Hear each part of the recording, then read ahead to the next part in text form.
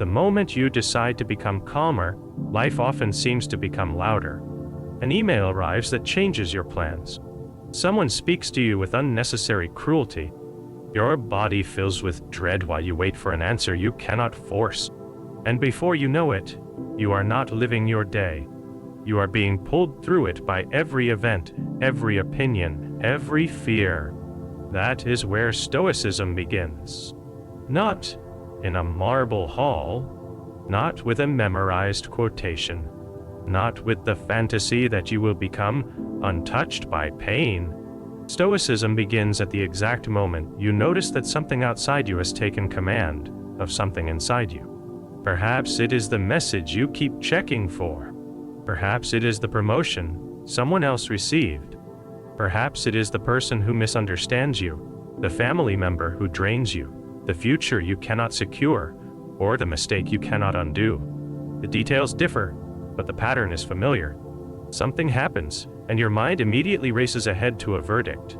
This should not be happening. I cannot handle this. They have ruined everything. If I do not get what I want, I will be diminished. The ancient Stoics did not deny that life can wound us. They knew illness, exile, political violence, poverty, grief, betrayal, and death. Epictetus spent part of his life enslaved.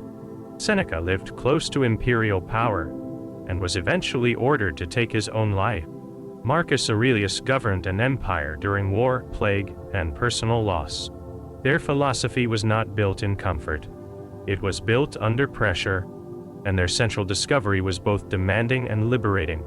Much of our suffering is intensified by the judgments we add to events.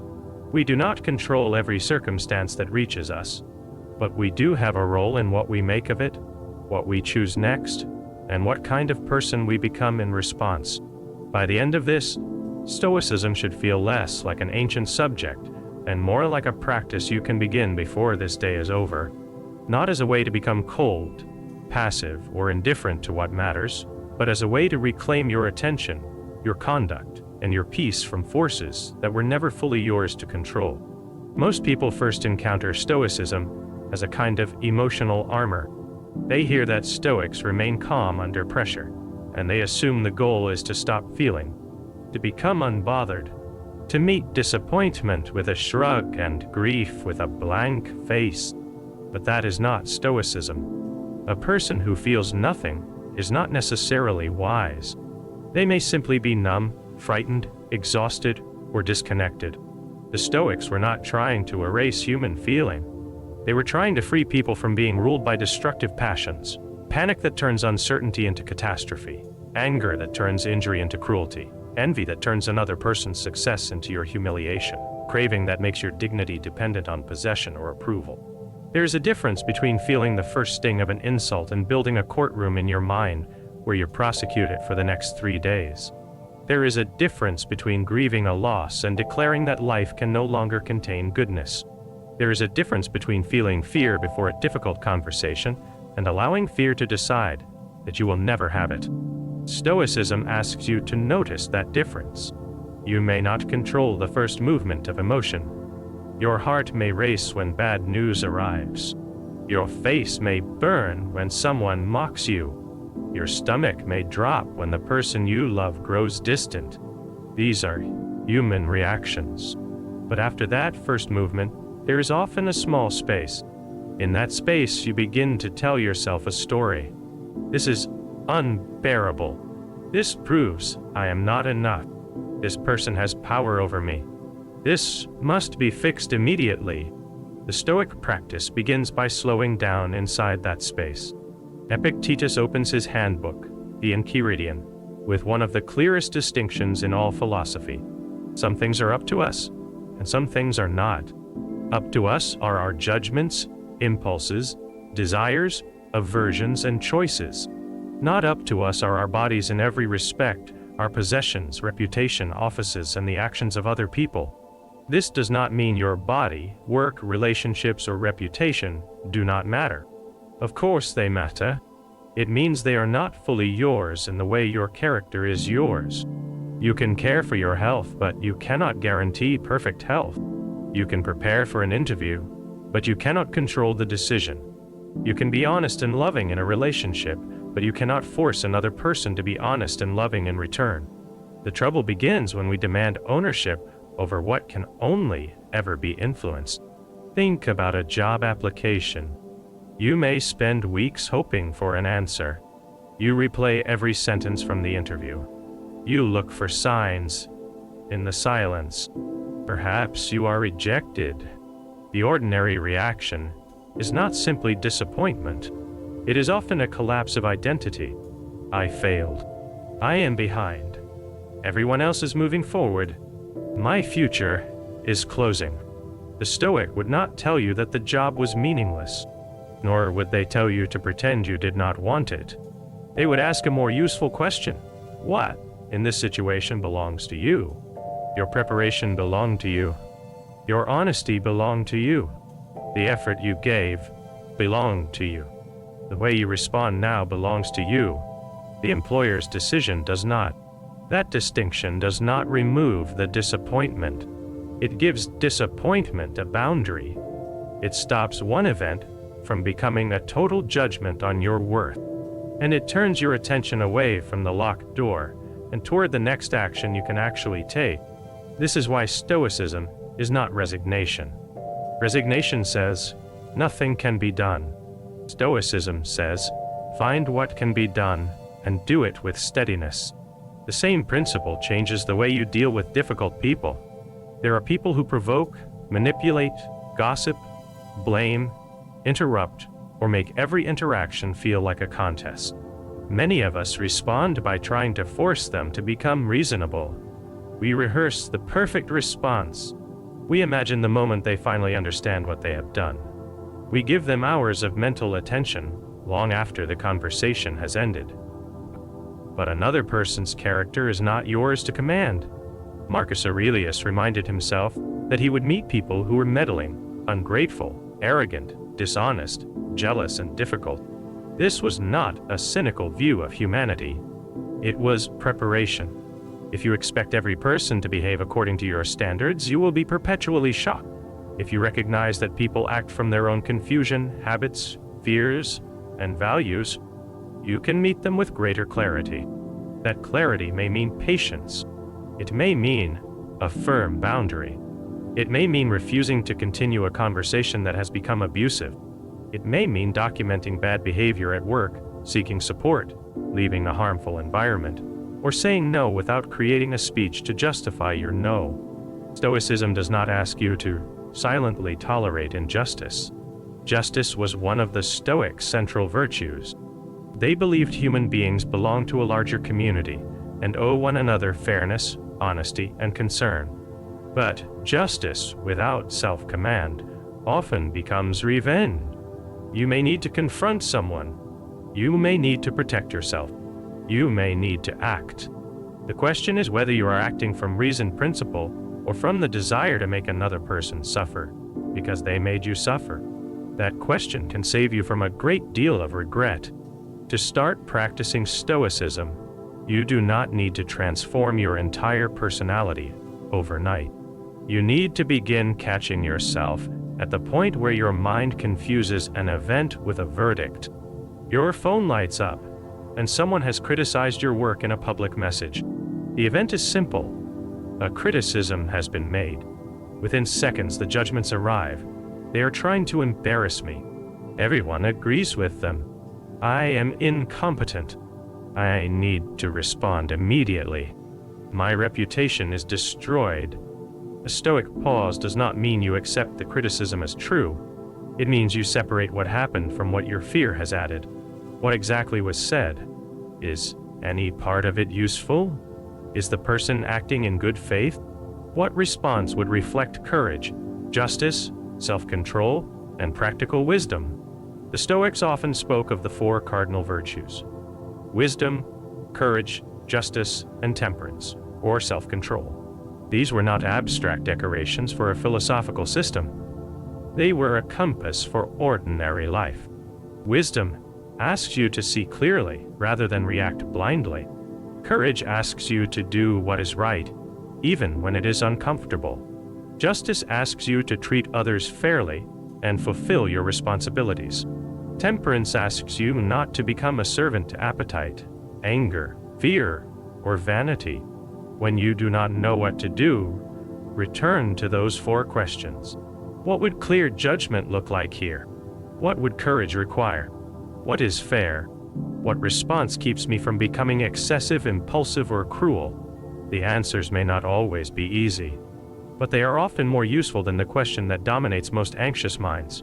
How do I make sure nothing painful happens? You cannot. No philosophy can promise that. Stoicism offers something more realistic.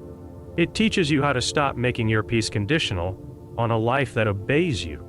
Seneca wrote often about the ways human beings suffer from anticipation. We borrow trouble from the future. We live through disasters that never arrive. We create a second life inside the mind, one filled with imagined humiliation, illness, loss, rejection, and failure. Then, we exhaust ourselves fighting shadows. This does not mean planning is foolish.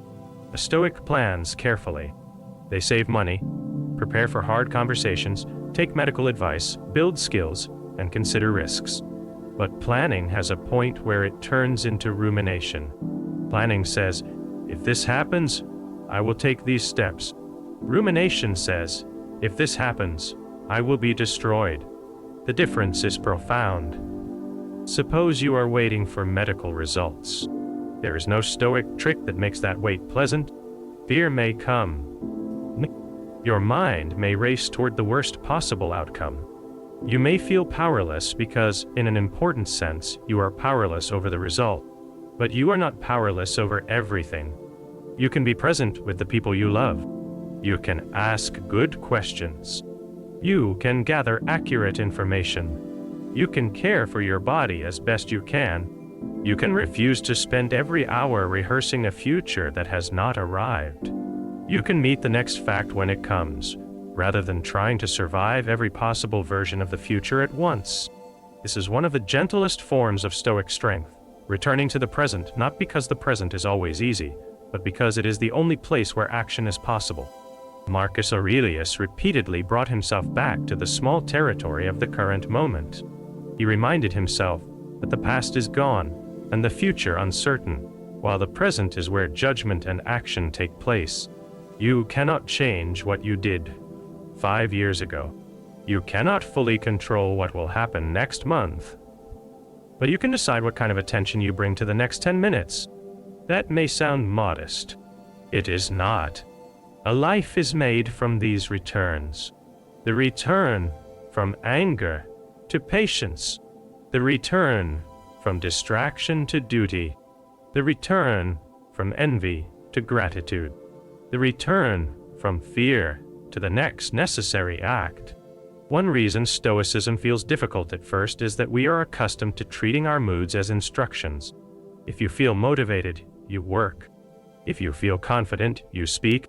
If you feel calm, you make the call. If you feel inspired, you train, study, write, repair, apologize, or begin. But motivation is unreliable.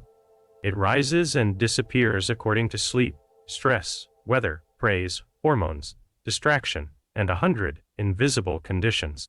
A philosophy that depends on feeling ready will not carry you far. The Stoic alternative is not harsh self-punishment. It is disciplined consent to your own principles.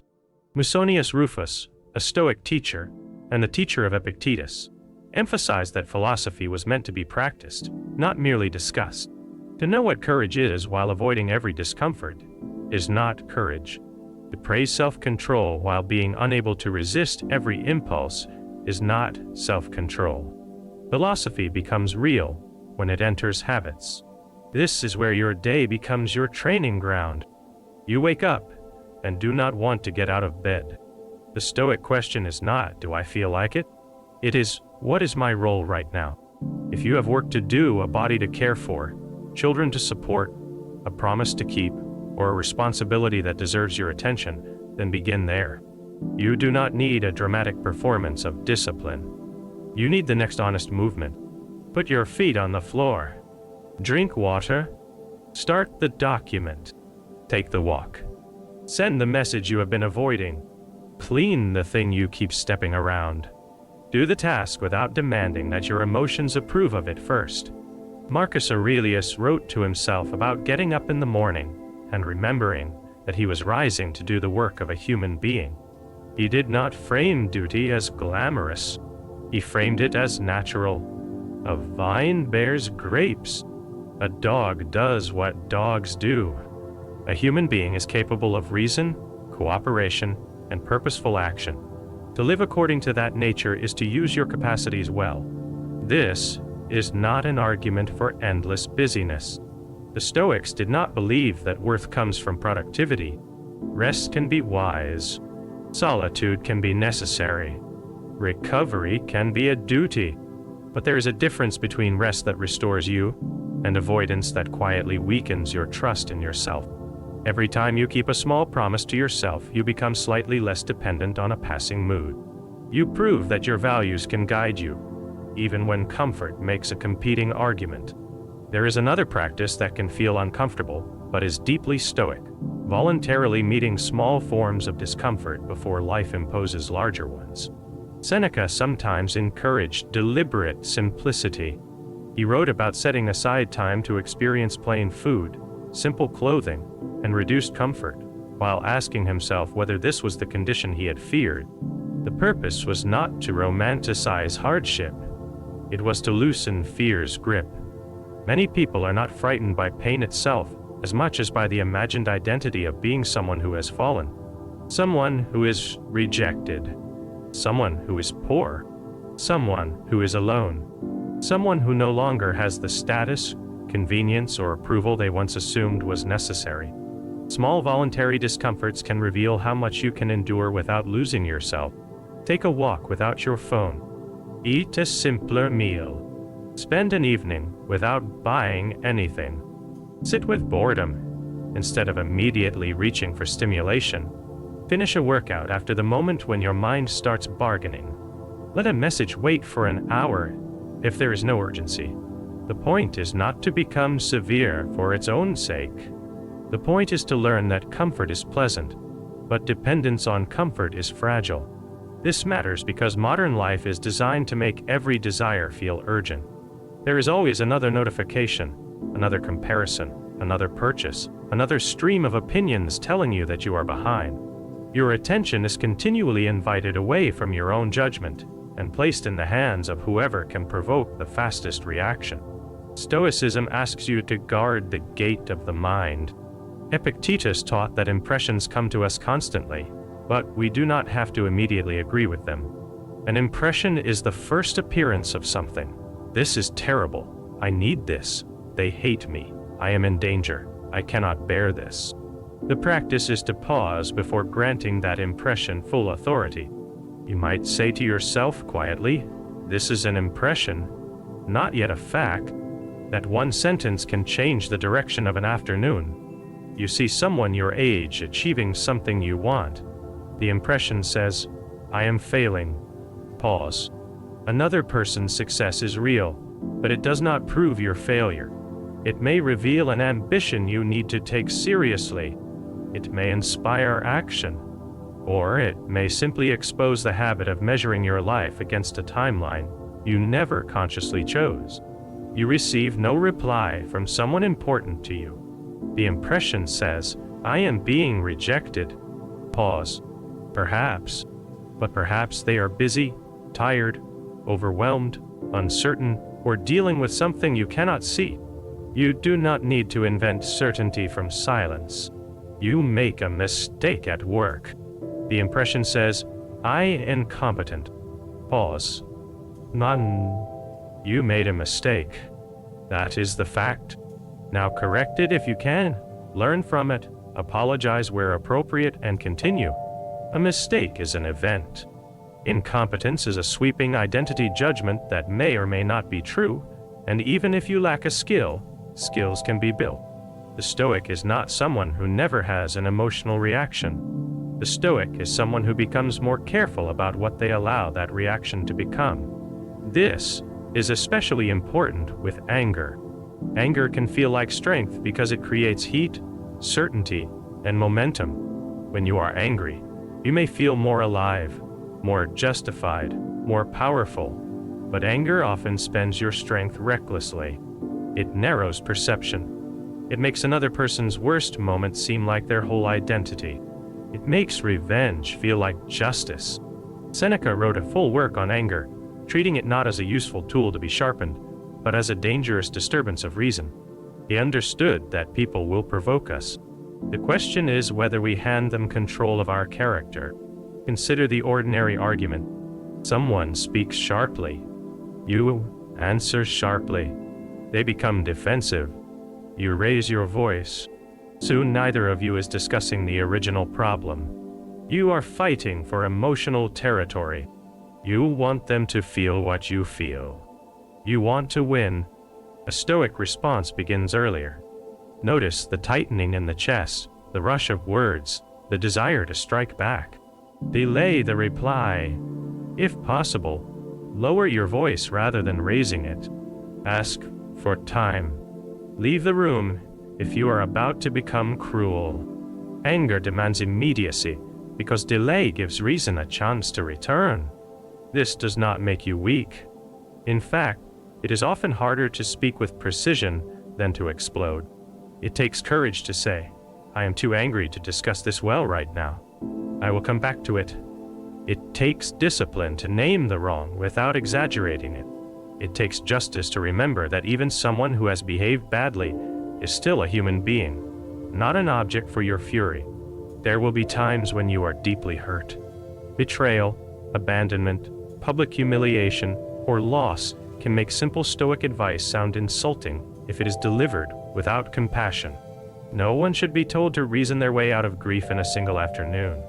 The Stoics did not deny mourning. Marcus Aurelius lost children. Seneca wrote consolations to people facing bereavement. Their point was not that sorrow is irrational. Their point was that grief should not be turned into a permanent refusal of life itself. When you lose someone, you do not honor them by destroying every remaining part of your own life. You honor them through love remembered, duties continued, kindness extended, and the courage to keep participating in the world. There may be days when the only Stoic action available is very small. Get out of bed. Eat something. Call someone. Go outside. Keep one promise. Do not demand heroism from yourself when you need endurance. Stoicism can be strong without being hard. This balance matters in every form of suffering. Acceptance is often misunderstood as approval. To accept reality means to stop arguing with the fact that it is real. It does not mean you like it. It does not mean you caused it. It does not mean you are forbidden to change it. If you lose your job, acceptance means acknowledging that the job is gone. It does not mean refusing to search for another one. If a relationship ends, acceptance means recognizing that you cannot force it back into existence through pleading, analysis, or self-erasure. It does not mean your love was foolish or your pain is trivial. If you are treated unfairly, acceptance means seeing the situation clearly enough to respond effectively. It does not mean staying in harm's way. Reality is the ground beneath action. Until you stand on it, you cannot move with purpose. The Stoics called many external things preferred indifference.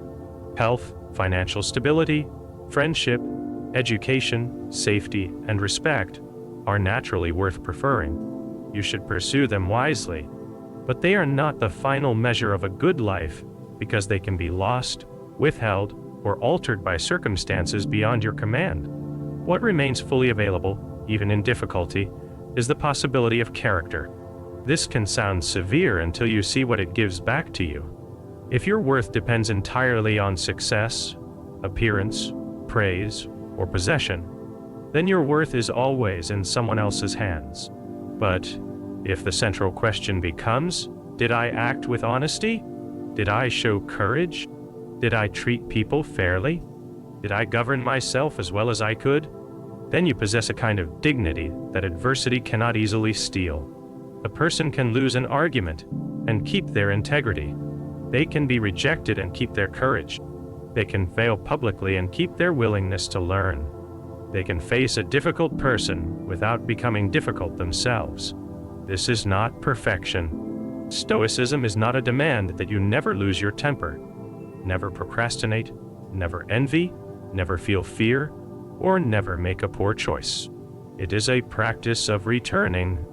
You notice that you have been consumed by resentment. Return to the distinction between what belongs to you and what does not. You notice that you have spent an hour comparing your life to someone else's curated image. Return to your own responsibilities. You notice that you are avoiding something because it makes you uncomfortable. Return to the next reasonable action. You notice that you are trying to control another person's opinion of you. Return to your conduct.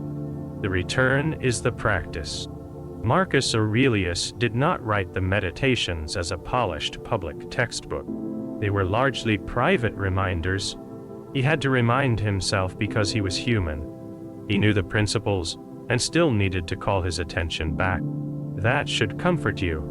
Needing to begin again does not mean you are failing at Stoicism. Beginning again is Stoicism. One of the most useful ways to make this real is to create a brief morning intention and an evening review. Not a performance. Not a complicated ritual. Just a few honest moments. In the morning, before the day begins making demands, ask yourself what may test you today. Perhaps impatience. Perhaps anxiety. Perhaps distraction. Perhaps the desire to be admired. Then, choose one quality you want to practice. Patience in meetings. Courage in a conversation. Temperance with your phone. Justice toward someone you find difficult. This is close to what the Stoics called premeditation of adversity, though the phrase can sound darker than it is. You are not trying to frighten yourself. You are rehearsing your values before pressure arrives. A firefighter does not wait for the building to burn before learning where the exits are. A musician does not first touch the difficult passage on stage. In the same way, you do not want your first encounter with anger to be the moment you decide what kind of person you will become in anger. Then, in the evening, take a few minutes to review the day. Seneca described a practice of examining one's conduct after the day had ended. Where did you act well? Where did you drift? Where did you give an impression too much power? What can you do differently tomorrow? The tone matters. Do not conduct this review like a prosecutor eager to prove you are guilty. Conduct it like a wise coach who is serious because improvement matters. You are not trying to create shame. You are trying to create awareness. Maybe you noticed that you were impatient with someone who did not deserve it. Make a plan to apologize or repair it. Maybe you noticed that you delayed an important task because you were seeking comfort. Be honest about that. Maybe you handled a difficult moment with more restraint than you would have a year ago. Let yourself see that too. A person who never examines their life repeats their patterns in the dark. A person who examines themselves can begin to change. As you practice, you may discover that Stoicism makes you less interested in winning invisible competitions. You become less desperate to be seen as impressive. Less hungry to have every interaction confirm your importance. Less likely to interpret another person's confidence as a threat. This does not make you without ambition. It gives ambition a cleaner foundation. You can pursue excellence because the work is worth doing, not because you need applause to prove you exist. You can work toward financial security without confusing money with peace. You can desire love without demanding another person surrender their freedom to keep you calm. There is a quiet freedom in releasing the demand to be universally understood. Some people will misread you. Some will not like your boundaries. Some will criticize your choices because your choices expose their own hesitation. Some will praise you one day and forget you the next. Reputation matters in practical life, and you should protect it through honest conduct. But you cannot build a stable self on the shifting judgments of a crowd. Epictetus warned against spending your life chasing what is not yours. The approval of others belongs partly to them. You can influence it, but you cannot possess it. Your own choices are closer to home. When you begin living from that understanding, your relationships can become more honest. You can love people without trying to control them. You can listen without immediately defending yourself. You can offer help without making your worth depend on being needed. You can leave harmful patterns without needing the other person to admit every wrong before you permit yourself to move on. And when life gives you something good, Stoicism teaches gratitude without clinging. This is one of its most beautiful disciplines. The Stoics did not ask you to treat joy as a danger. They asked you to remember that everything you love is fragile, not so that you become afraid to love it, but so that you stop postponing appreciation. The meal with a friend, the ordinary conversation with a parent, the strength in your body, the work you still have, the peaceful hour at home, the person who trusts you with their thoughts. These are not guaranteed. When you see that clearly, you may become more present, less entitled, more careful with the time you have. Marcus Aurelius often reflected on change and mortality, not because he was obsessed with death, but because he wanted to live with proportion. A petty insult looks different when you remember how brief life is. An unnecessary grudge looks expensive when you realize how much attention it consumes. A difficult but meaningful action becomes easier when you stop assuming you have unlimited chances to do it. So, how do you start practicing Stoicism today? You start with the next disturbance. Not tomorrow morning, when you have a new notebook. Not after you finish reading every Stoic text. Not once life finally becomes calm enough for self-mastery. Start when something annoys you, frightens you, tempts you, or makes you feel small. Pause. Name the event without adding a story. Ask what part belongs to you. Then choose one action that reflects the person you want to be. If someone insults you, you may not control their words. You control whether you answer with dignity. If you are waiting for uncertain news, you may not control the outcome. You control whether you abandon the day while waiting. If you have failed, you may not control the past. You control whether you learn, repair, and continue. If motivation has disappeared, you may not control your mood. You control whether you take one useful step anyway. If you are grieving, you may not control the fact of loss. You control whether you allow love, duty, and time to carry you through the next hour. There is no dramatic sound when this begins, no sudden transformation into an unshakable person. Often, it looks almost invisible. You close the app instead of continuing to compare. You take a breath before replying.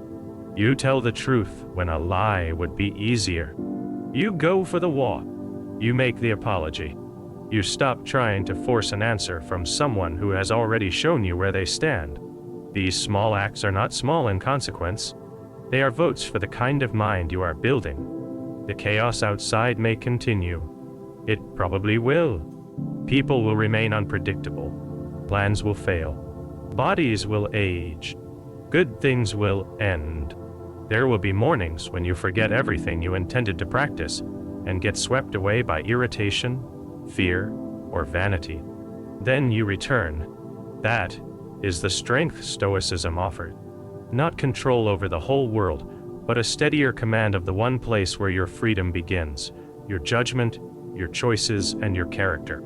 If this kind of clarity is what you are trying to build, Stoic Against Chaos is here to help you return to it.